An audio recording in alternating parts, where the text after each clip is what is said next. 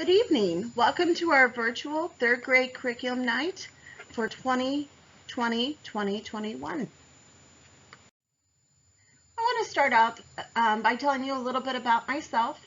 This is my 15th year of teaching, and I've taught all of the grades here at Boyce Beers Elementary. This is my second career. Before I became a teacher, I worked for 10 years in human resources, and then decided to go back and get my Bachelor of Arts from UMKC in elementary education. And then shortly after I started teaching, I got my master's in teaching from Webster University. This is definitely my passion, and I'm so glad that I made the decision to go back to school and start this new career. This year, I have some goals for your children. By the end of the year, I want your children to be happy, compassionate, and thoughtful students who like to learn. I want them to be responsible and trustworthy citizens, and I want them to become positive problem solvers. I know this year is kind of a big year, jumping from more of a primary to a little bit more of the intermediate. So I'm going to really try to get them to become advocates for themselves and to become positive problem solvers. So let's start out by talking about homework. Homework should take no more than 30 minutes each night, and I will send it home on Mondays, and I really want them to work on it Monday through Thursdays. Basically, my requirement is I want them to read 20 minutes a night, and then I will assign some sort of 10 minutes either on reflex, grading, or other things, but I will assign that each week. I do require a parent signature to verify that it was completed. And I do ask parents that if they did not complete the assignment, I ask them not to sign it because I'm trying to teach them to be responsible for their learning and their homework. We will start homework probably the first week of October. I want to talk to you about my missing and late work policy. Just so you know, students are given plenty of time to work in class to complete their work. If they have incomplete work, I usually try to send that home throughout the week so that they can finish that up, but they should have plenty of time. They have until Friday morning of each week to turn in any missing work without a penalty. On Friday afternoons, the last 20 minutes of school, we have a Friday reward time, and that is given to any students that have completed and turned in their homework and any class in all their class assignments for the week. Students that don't have their assignments done or have missing their homework will use that Friday reward time instead of doing like an indoor recess kind of fun time. They'll be using that as a study hall to complete the work.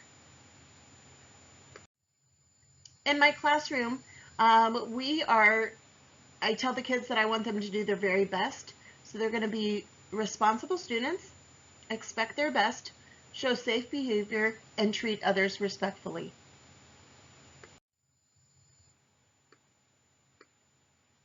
Here at BSE, we use a positive behavior support system, and basically anybody in the whole school, any adult, can give any positive reinforcement.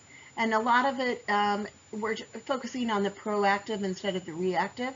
So we're actively teaching students the appropriate behavior so that we can prevent inappropriate behavior. Every classroom is taught the same expectations, and like I said, by doing this, the interactions between students and staff can focus on the positive opposed to the negative. So in order to reward this positive behavior, we do a couple things. As a whole class, we have compliment chips in our classroom. And anytime we get a compliment or the kids are doing a really good job, then they get compliment chips. And once all the compliment chips fill up the jar, then we have a mini celebration in our classroom. Also, excuse me, for the best tickets, that's an individual incentive. So when anyone in the building is able to give best stickers for them doing the right thing, they collect them until their chart is filled, and then once the chart is filled, then the students are able to turn these in for a small prize.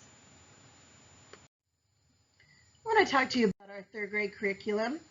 Our third grade curriculum consists of English, language, arts, science, social studies, math.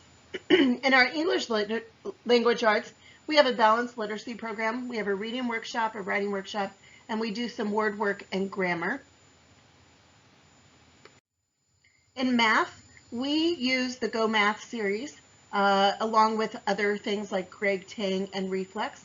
Your students have a math journal that they maintain in our classroom where they take notes, they problem solve, and show their math thinking. We also have a Go Math workbook, and this is where students practice problems. And some of those come home and some stay here at school. And we also use the Go Math website.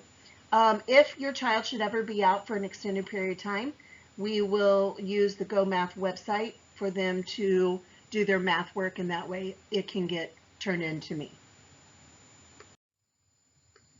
In science and social studies, we alternate between the science and social studies units. Social studies, these are the current units or the units that we will do this year. We are currently on communities and cultures. And then in between, after we do social studies, we'll flip over to science. And these are the different science units that we do along with our Project Lead the Way modules.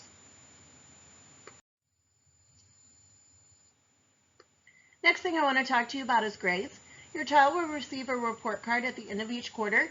They'll receive one on October 23rd, January 8th, March 6th, and then the last day of school, which right now is scheduled for May 25th, but that is subject to change. Your student will also receive a midterm report each quarter, and this is basically a snapshot of your child's progress so far in the quarter. So they are able to go ahead and raise their grade, or it can lower as well. Students will receive letter grades in reading, writing, and math. Effort grades will be given in science and social studies. I wanted to talk to you about technology. Students are going to use a lot of technology this year. We need them to be really familiar with Schoology to do their assignments. The reason why I'm trying to get them really familiar with Schoology is because if your child should be out for an extended period of time, or if they should have to be quarantined, this is where your child will do their schoolwork from. All of the lessons in Schoology are what we are doing in class. We have started showing them how to get into each subject and access their assignments. But I have also put on here, in case you haven't gotten on with your child, they can access Schoology by going to bssd.schoology.com, and then they will use their student email and lunch number to get into the program. The Blue Springs School District has put together a document called the Return to Learn Guidelines, and these guidelines are talking about what we are doing to keep your child safe here at school. And it talks a lot about different things within our school and around the district. So I would encourage you to go ahead and go to this link right here, and that it will take you directly to our Return to Learn guidelines to make sure that you check that out and become familiar with it. I also wanted to say, if your child is ever sick, it's really important to communicate that with the office so that they can follow up regarding symptoms. We are just trying to keep everyone safe this year, so communication is going to be key. This year, your child will take the state assessment, which is called the MAP test. Just so you know, we worked very hard from day one to get them ready to take this assessment. This assessment will be taken later in the year. Usually it's from late March to early April. I don't know the exact dates this year yet, but I will keep you informed in that. But they will be taking a test in English language arts and math.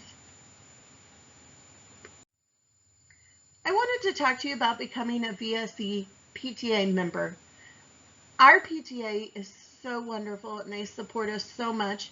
I know this year is going to look very different, but they've already thought of really creative things to make school fun and memorable for the children. But they also provide us teacher grants for the classroom libraries or STEM projects.